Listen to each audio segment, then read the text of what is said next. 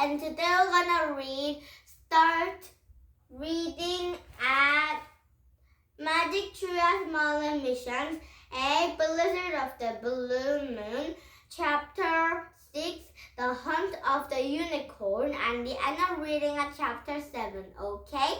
Because it's a very long story, I will start reading at Chapter 6 and the end of reading at Chapter 7, and I will gonna read Chapter 1, okay? One chapter, it's not Chapter 1. Now, are you ready for this one book with a lot of stories? And now, here we go. And first, you can read Magic Trias Merlin Mission Book, 8 Blizzard of the Blue Moon, Chapter 6, The Hunt of the Unicorn. There are 7 transpays in all. Each was almost high as the wooden ceiling. Jack read aloud from the sign of the wall under the first one. The Hunt of the Unicorn transpays woven with the Netherlands of the end of the 400s. The first transpay showed hunters the hands of the searching unicorn. The second showed the unicorn being found. The other transpay showed the unicorn by trying to escape, leaping from the stream, chased by the hounds, and trapped by the stain of the hunter's spears. Audie, the last transpay, tried to be a unicorn alive again. He was sitting into the garden of flowers surrounded by the wooden fence. There was white, blue, and gold color around his neck, and he was chained back to the tree. "That's him," Annie said softly. "How can it be him?" said Jack. "This is a picture of the transpay." "Read Merlin's poem again," said Annie. "I'm the unbroken birthcase of the pulled-down permanent skull," he read aloud. "A very last unicorn is now hidden well by those who have put him under a spell. I think someone has put the magic and some spell to the unicorn. The unicorn might be a bit hurt of that, so Jack and Annie need to help the unicorn."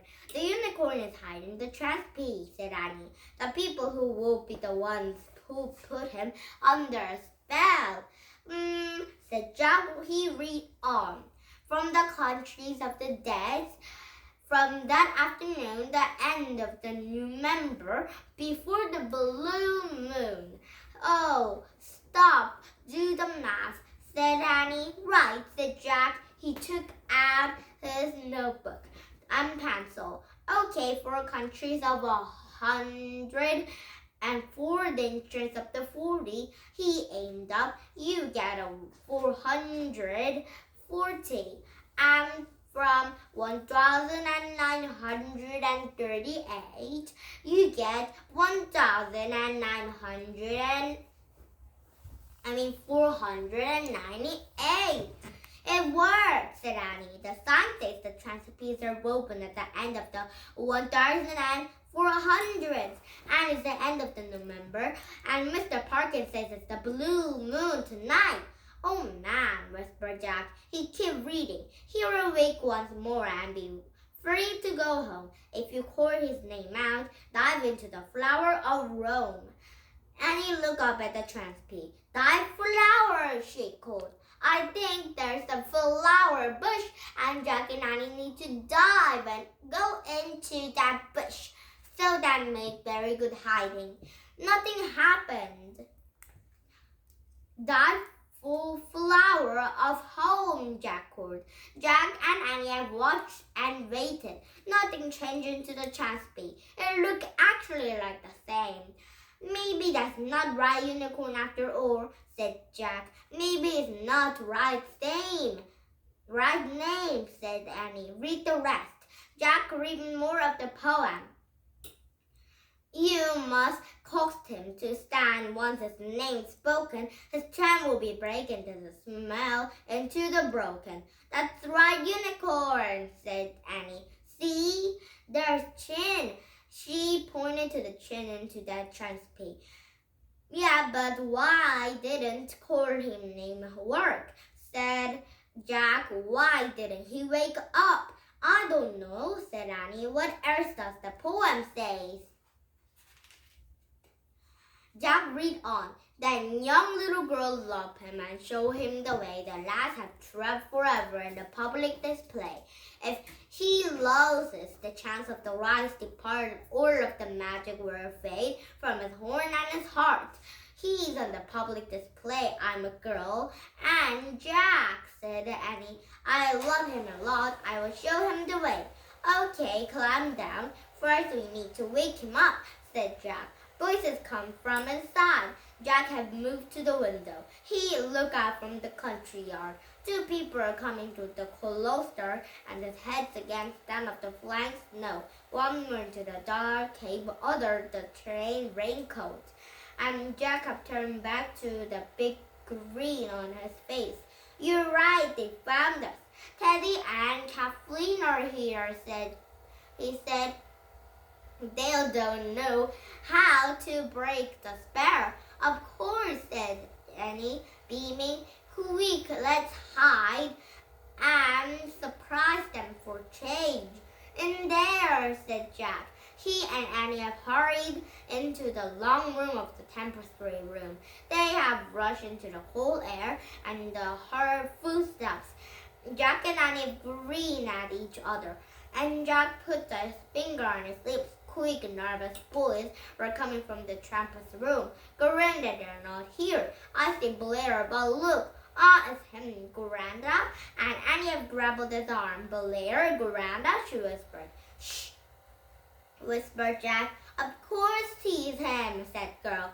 I told you those frog creep brands led to him. Get the rope, laddie. I, said the boy. Jack and Annie carefully picked around the corner. A little girl had the boy standing with their legs to them, facing the unicorn at the last tapestry. The boy had held up the thick black rope. Call out his name, Grinda, said the boy. The girl took a step of the tapestry, and they ran his arms around from the unicorn. Dance, she called. Wind whistled through the open doorway, and the flower of the tapestry swayed into the wind were blowing them. The scent of the roses wafted into the room. The unicorn moved his head. Ah, whispered Annie. Get ready, Blair, to take him back to the master, said the little girl. And Annie closer Jack's arm. Who is master? She whispered. I don't know, whispered Jack, but I don't think he's a good guy.